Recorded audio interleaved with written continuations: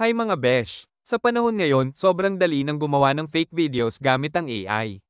Pero don't worry, ituturo ko sa inyo kung paano natin ito malalaman.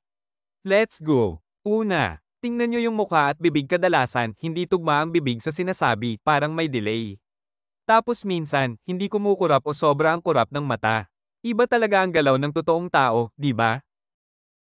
Next, tingnan ang mga kamay at paligid. Minsan parang lumulutang ang kamay o naglalabo ang background.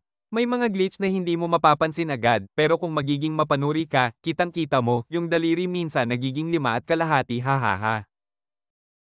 Pakinggan mo rin yung boses. Kapag monotone, parang walang damdamin at walang hininga.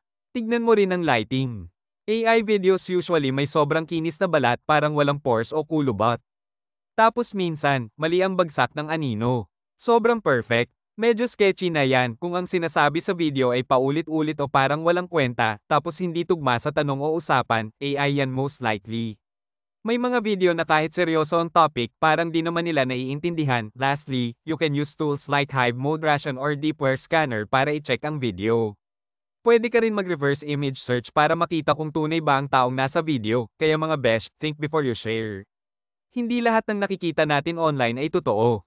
Maging mapanuri at matalino. Kung may duda, i-double check mo muna. Like and follow for more tips like this. Ingat kayo and stay smart.